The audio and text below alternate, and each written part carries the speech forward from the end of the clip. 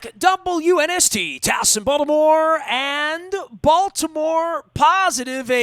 Another episode where we're focusing right here, right now, in the middle of a pandemic, in the middle of summer, some things that can be done. First, before we get to that, because almost all these things can be done with reading, by the way, as well. Taharka ice cream, also made in Baltimore. I got the wake and bake here. The coffee ice cream with the fudge swirl and chunks of fudge brownies. Goes great with a book, and made in Baltimore. Our friends at Taharka, big love for them as I pour through some honey graham ice cream, as well as our friends at State Fair over in Catonsville. The chicken, the waffles, it's all there for you. I have not had the shrimp and grits during COVID. I will be doing that soon under the tented outdoor area right across the street. El Guapo, new Mexican restaurant. I have warned Evan Brown, and I'll have him on the program this week. I'm gonna get the first chip and dip and first guacamole that they're gonna have there on Frederick Road. Don, tell everybody what's going on in Fadley's, because it is the 4th of July. I am wearing the 4th of July Fadley's Crab 2.2 million video shirt here. Well, Fadley's continues to ship their great crab cakes all over the United States. Incredible. They're open for curbside.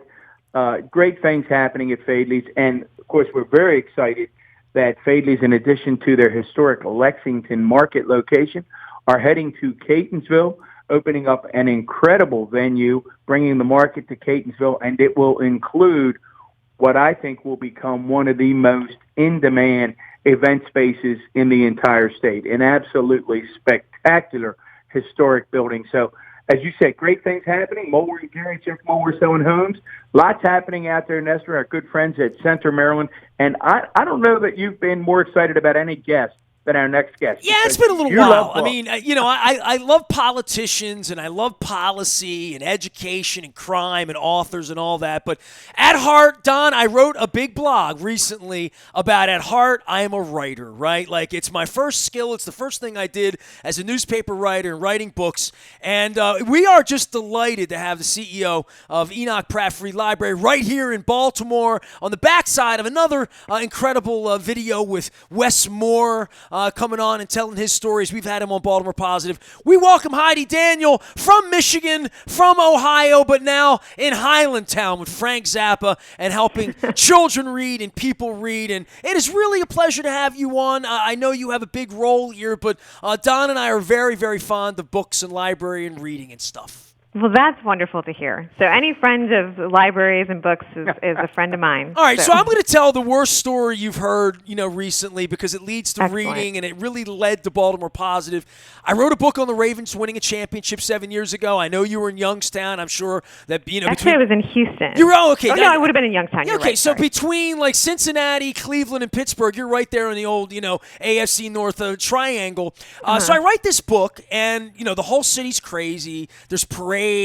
Everyone loves the Ravens. It's a great story with Ray Lewis and Ed Reed. So I write this 500-page book with all the background, stuff that I didn't even know, being a sports writer covering the team. And the whole time, Don's proofing it. And I said, Don, man, I'm telling these stories. It's going to be great, great.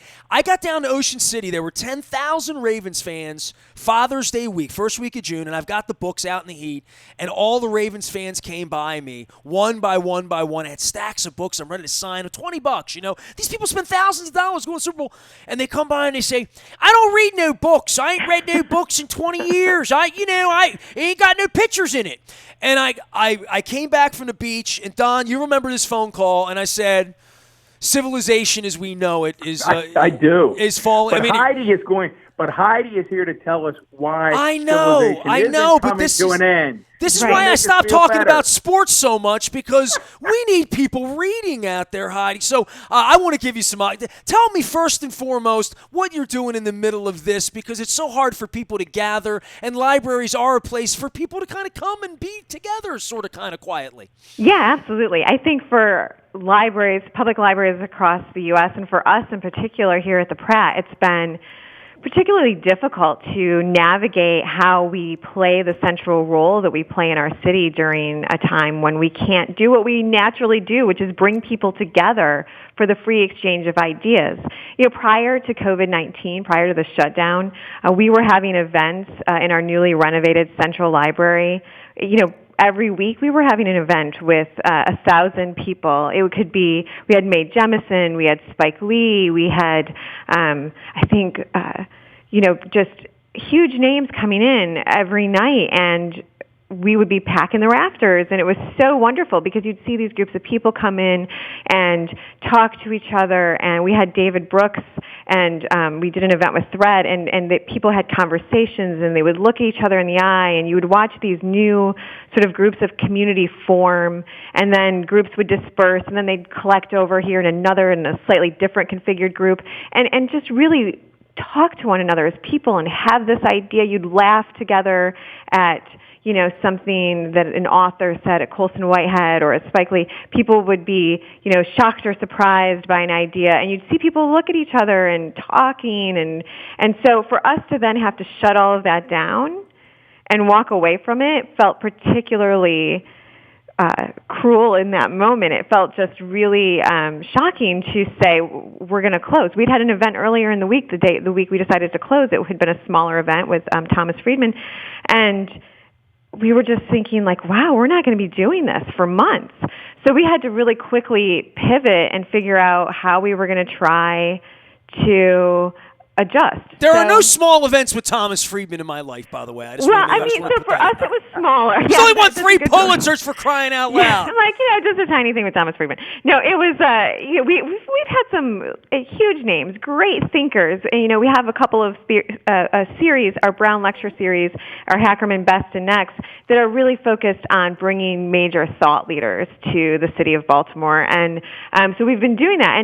But the Thomas Friedman event was pretty small in attendance, simply because it was right at the start when people were going, wait a minute, are we supposed to be gathering in the groups? Could we, we were trying to space out chairs, and you were still trying to figure out what is this going to mean for us? And then I think it was later that week that we all started to go like, listen, we're not going to be able to allow the public in our buildings at this rate any longer. So it was probably about 150 people that were there. And now when you think about that, it seems like, wow, oh my God, we had 150 people in this room together.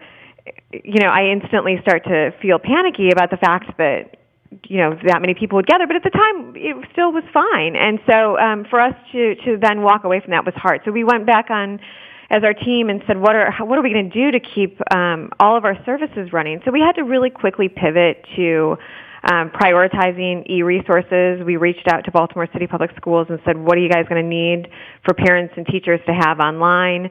Our collection access chief went online and, just contacted all of her sources, and we got a lot of new e-resources up really quickly so that we could have tutoring resources for kids at home, read aloud books for kids to follow along and read along with them, resources that connected directly to the curriculum for the city schools, so some scholastic resources were added. And then we started adding job resources pretty quickly. We added a new resource that connected you with a live career counselor, someone who could help you practice interviews, someone who could help you with a job search. And our staff pivoted to doing online help with unemployment applications. We switched to a telephone reference service so people could still call in and we could return their call and walk them through it. We started doing online tech help. And then that's so much more than checking out a book, isn't it? Yeah. Really, right? So that's what public libraries are today, right? Like, we definitely still check out books, and that's a really important part of what we do, but there's so much more at the Pratt when we're open during normal times. We have our social workers here helping people navigate, difficulties that may be keeping them from, steady housing, steady employment. All of that is linked together. So our social workers are here to really help people through those types of situations, and our partnership with Maryland Legal Aid helps people with, civil legal issues they might be having, expungements that they can do, because all of that, it all ties together, right? So it's the reading, it's the books, it's the knowledge, but it's also about all of the other things you need in life so that you can focus on things like reading a book, right? So we've really become the center of the community for everything. So people come into us and say, I need a job, or I need assistance with filling out an application. Do people come in and just say, I can't read? Does that happen every day? So yeah, no, not really. There's a lot of stigma around it. So sure, right, but I figure that might be a safe space. That may be Yeah. the one place you walk in and say, I can't read, and a librarian would put you in the right direction there, yeah, so maybe more so than another place. It does happen to some degree. And we actually have a great story of the first year we were doing our social worker program. This was right after I came, so close to 3 years ago now. And we had a social worker who had a customer do just that, say, like, I can't read. He said it to the librarians. The librarians connected him with the social worker, and they got him set up, and he came back in like a couple months later and told us, I read this bill today, and it's the first time I've been able to read my bills. Oof. Yeah. So, I mean, there's a lot happening on a daily basis. I think there's a lot of study around the role of the public library in our society as a whole, and in urban libraries, in urban settings in particular. Listen, we're a lot of things. We're the safety net for a lot of people. We're the thing that keeps people from falling completely to the ground. For some folks, we're what normalizes some abnormal situations for them. We were doing an interview with Good Morning America, and this didn't make the cut onto the Good Morning America segment. They filmed for like 3 days, and then you get like a 30-second clip. But there was a customer who just happened to walk by and said, I was homeless, and I came here with my daughter all the time to give her a sense of normalcy so she could be in the children's area and be interacting in a way that was totally normal with the staff and with the collection and with other kids in the space. And the dad was looking for jobs and for houses, and the staff helped him with that, and he's back on his feet, and we were that sense of normalcy for him. And then we also have, moms of, middle-class moms coming in with their kids for story time, just looking to educate them before they get to kindergarten, getting them pre-K ready. So we might have doctoral students coming in to do research in our Maryland room or in one of our branches. So really, one of the great things that we do that we can't do during COVID-19 is bring all of these different types of people together in this one space and treat them all as valuable human beings. And hopefully they see each other in that same way while they're here in our space. So, the library plays this sort of really pivotal role of bringing us all together around education and knowledge. And so it's a really important civic space for our communities. Heidi Daniel is the CEO of the Enoch Pratt Free Library. I've used it many times. And give a high five to Frank Zappa when I'm over at G&A Coney Island Hot Dog as well. Don, she said the T word. She said thread somewhere in there. I know that got. Oh my God! Well, Heidi, as Nestor knows, one of our favorite guests, and without a doubt, favorite organizations in all of Baltimore is Thread, led by Sarah Heminger, who we just think is a force of nature. Talk a little bit about your work with Thread, because we love that group.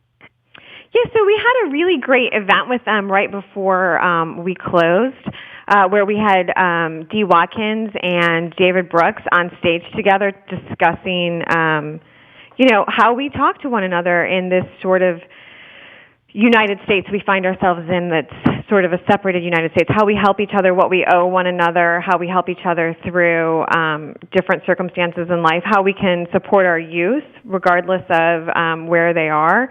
So it was a really, really interesting event that really brought a lot of different types of people together into our space to have this important conversation.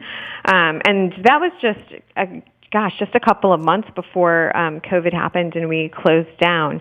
So that's as far as our partnership has gotten, but certainly it's one of the organizations that we hope we can, continue to support. So I should tell you, as you said, everything becomes a blur now, Heidi. But in the recesses of my mind, I think I have in my sense that I was on my way. I was very excited to head down to the Pratt to hear John Meacham, and then COVID hit, and I think that was canceled as a result of it. So the John Meacham was actually the Thomas Friedman event. So John Meacham ended up having he had a conflict at the last minute with his family, and so Thomas Friedman stepped in for him. And we are going to have John Meacham again back at a later date. Well, Don will be there. I will jump on and get a ticket and be there because I love Meacham. Heidi, when I listen to you talk, a couple of thoughts.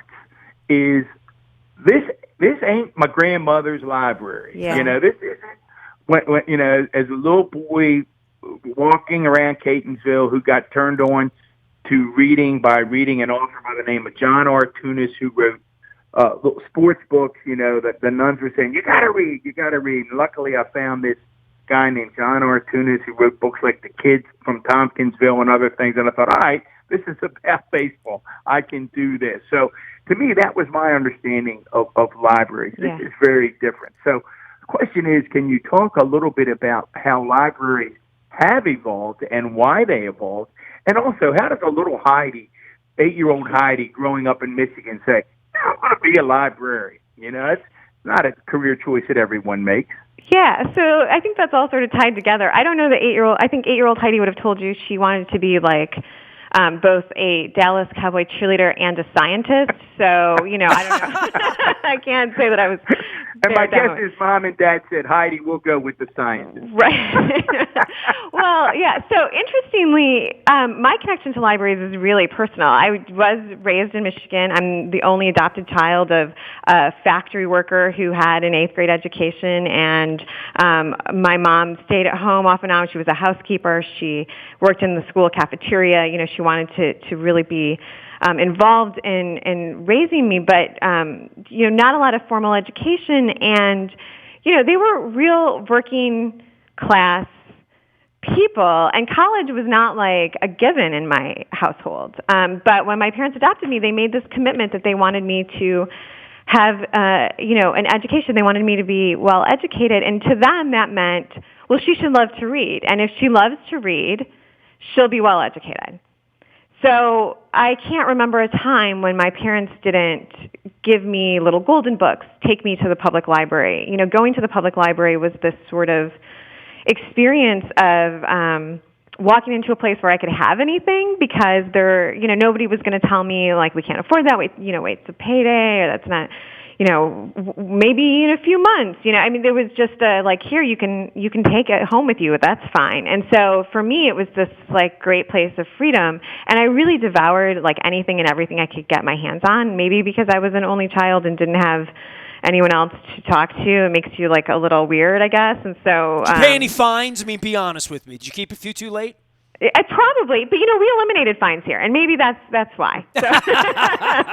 You did that right away, Heidi. Yeah. Right? It was one of the first things you did. Yeah, it is. Yeah, it was the first year I was here. It was something that I had looked into before I even interviewed for the Pratt, was sort of what were things that I could do. And I needed to get to know the community, but that one had like a really solid equity and business sense to me. So it was one of the first things we did was eliminate fines. See, we didn't have So talk a to library. Me again about the evolution. Go ahead. Yes. And I apologize. That's when I can't see each other, so we end up talking over. But talk about how libraries have evolved from that one that I went to as a little kid, where I learned the Dewey Decimal System, and I got to take out these books about little kids playing baseball, to where it is now, the true center of the community. Yeah, so when I started in libraries, it was sort of coincidental. I ended up, I started working in libraries in an outreach capacity, and I started in Oklahoma City, and then I spent a good portion of my career actually in Houston, where I was in charge of programming.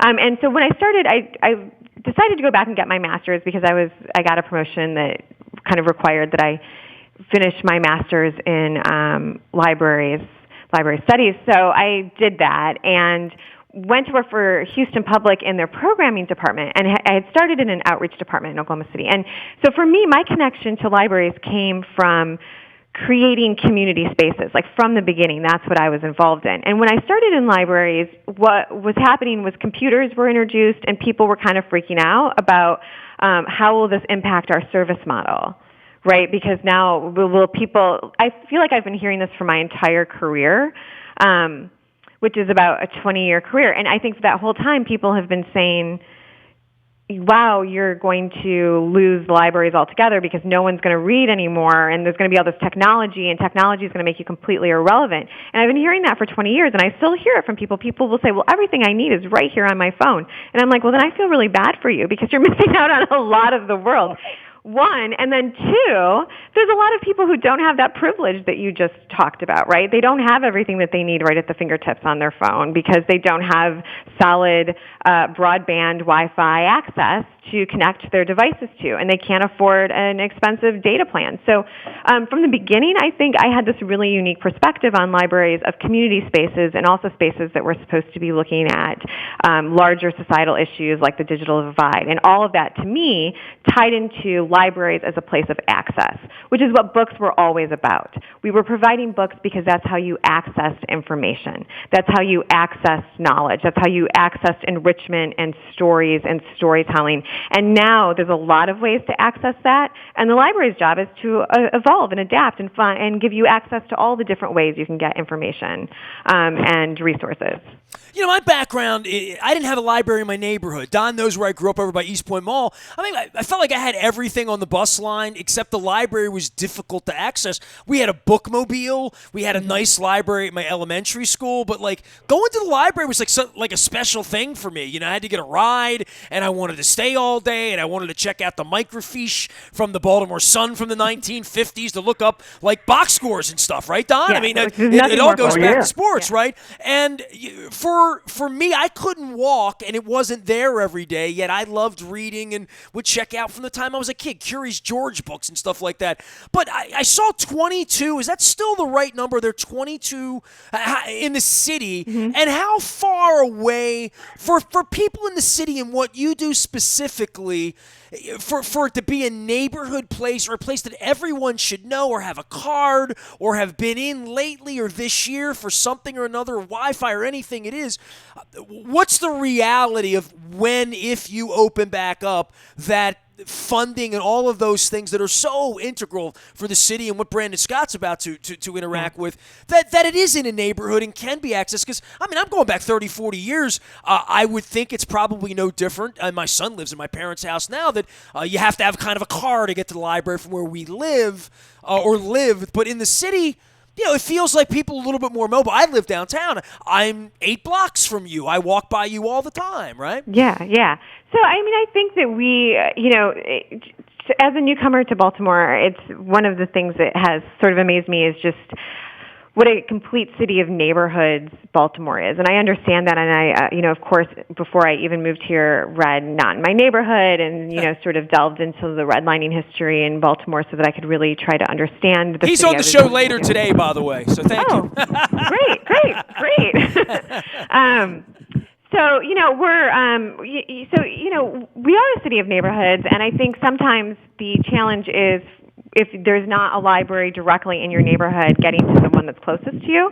I think the city is somewhat fortunate in that most of our libraries are probably within a couple of miles of each other, 2 or 3 miles, but there can be a lot of barriers that separate neighborhoods that can prevent people from getting to the library if they don't live within a certain circumference of one. So, we had been talking about a new library in Park Heights when I first got here. We're still looking for the funding for that. The reality is the funding and maintenance of our infrastructure is a major cost and has to be constantly invested in and upgraded, and some of our branches really could use upgrades, and we're hoping to be able to accomplish that through combinations of working through, obviously our public funding, but also some private funding like we did here at Central, and we're hoping that will be a model we can replicate out into branches as well.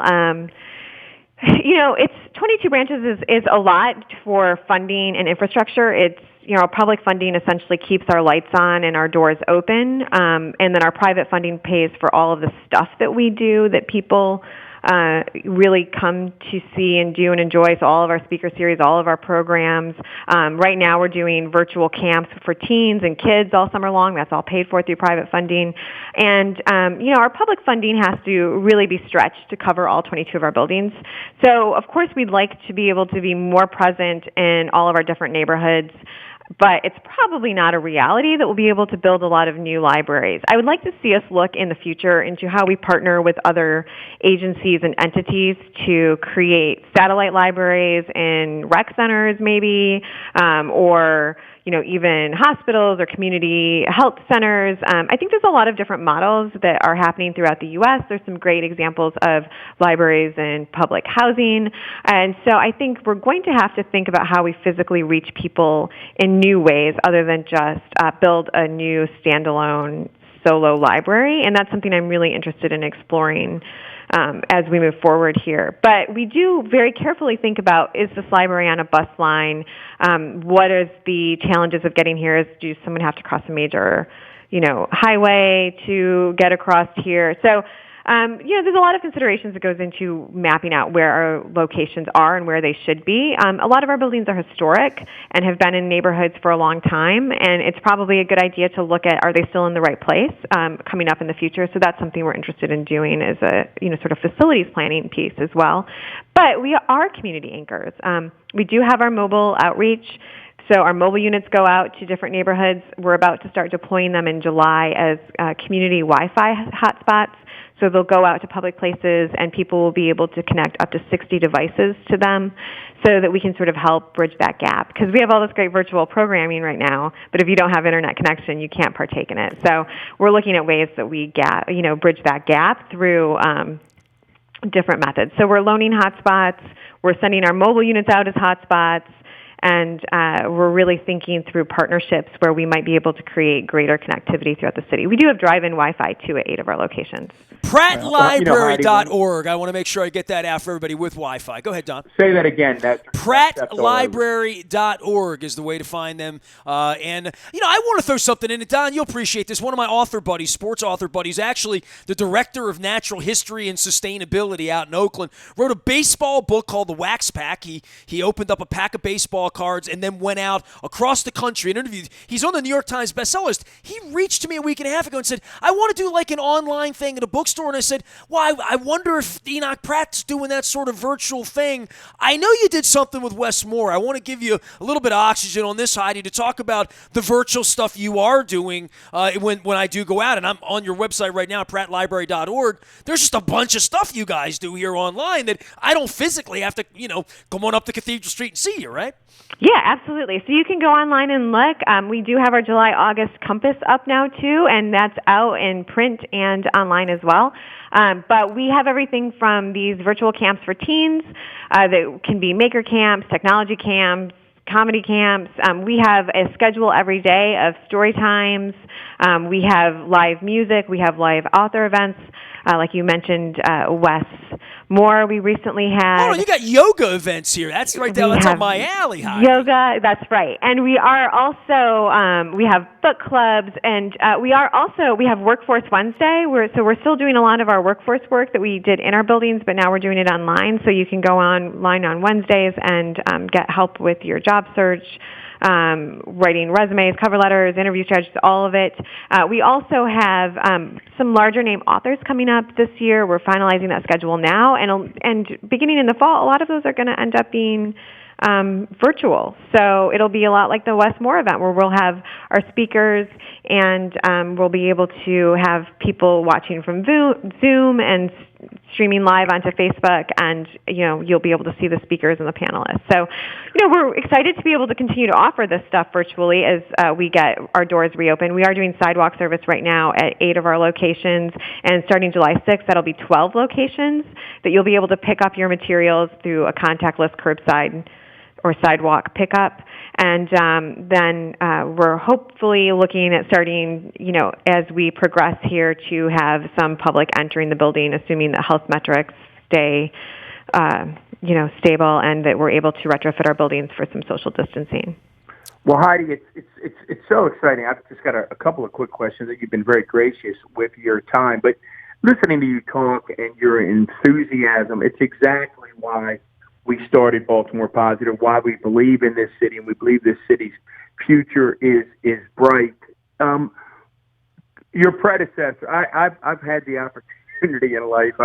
I've followed people who weren't great leaders, and I followed people who were phenomenal leaders. It's always a little easier to follow someone who wasn't great, because you come in and then you get recognized right away. You followed a legend in Carla Hayden, and she was there 23 years. You've been there 3.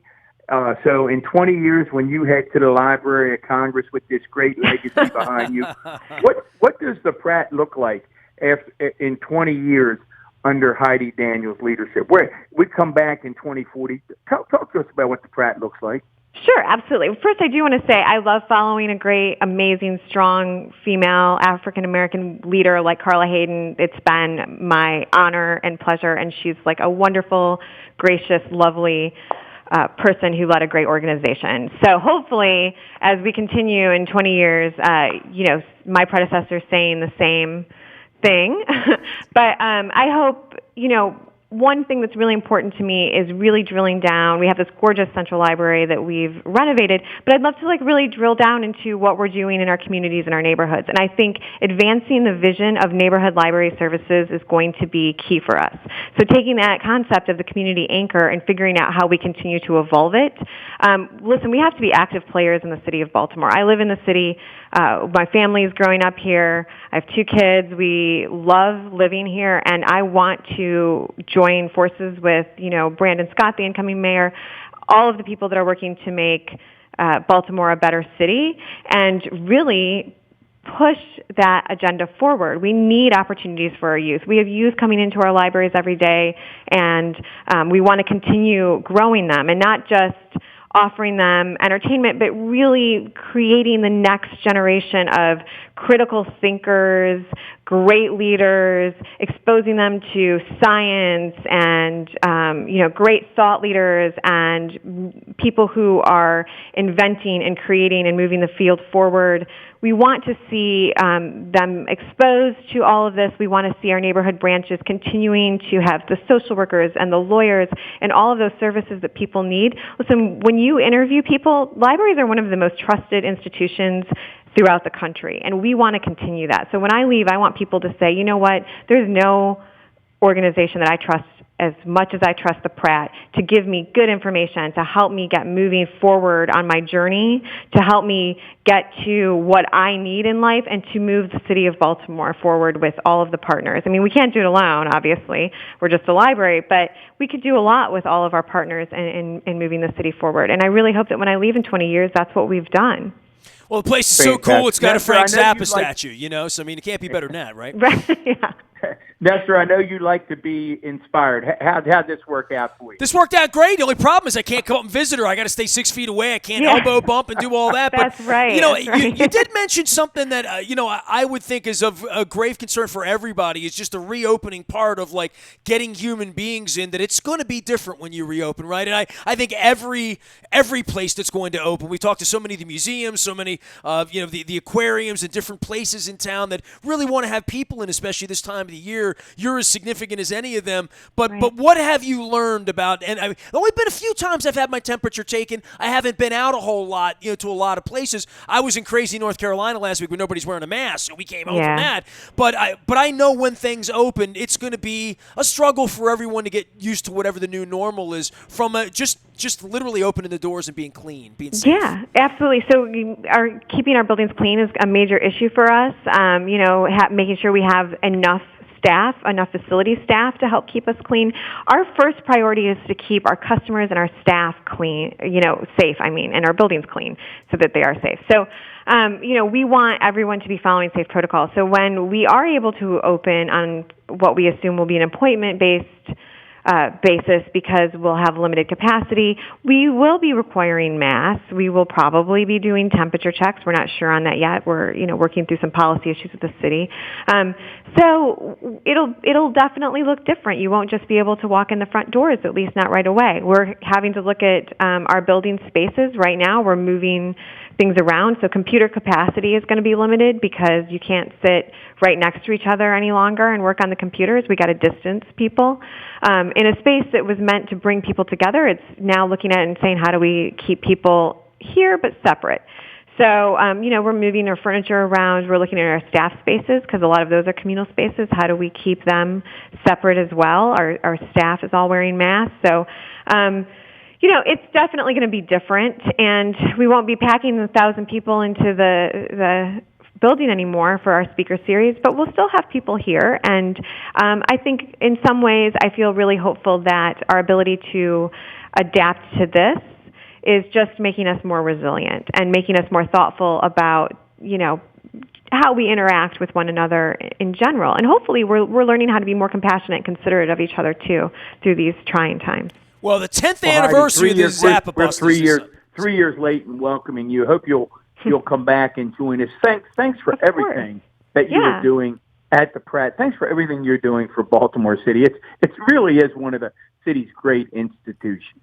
Thank you. CEO of the Enoch Pratt Free Library. Heidi Daniel, our guest. We want to give a shout out and thanks to all of our WNST and Baltimore Positive sponsors, including our friends at Taharka Ice Cream. I'm holding up the Honey Graham here, but don't sleep on the Mint Flicks and chills with the mint as well. But I prefer the Honey Graham. I've actually got some leftover eggnog I've been eating this week as well. We're going to get out to State Fair in Catonsville and give them some love. Evan Brown, he will be joining us this week to talk about El Guapo, the new Mexican restaurant he's opening on Frederick Road in Catonsville, as well as our friends at Fadley's. You get out the Fadley's crab cakes. It says order right here on the website. You click, you can deliver those Fadley's crab cakes to yourself or give them as a gift for the 4th of July as I wear my red, white, and blue, and you can check out the crab video as well. Don't forget our friends at Moeller and Gary Realty as well. That's 410-489-2621. You can find them online at MoellerandGary.com. On behalf of former Baltimore County Executive Don Moeller and all that we're doing around here at Baltimore Positive, we are WNST.net, AM 1570,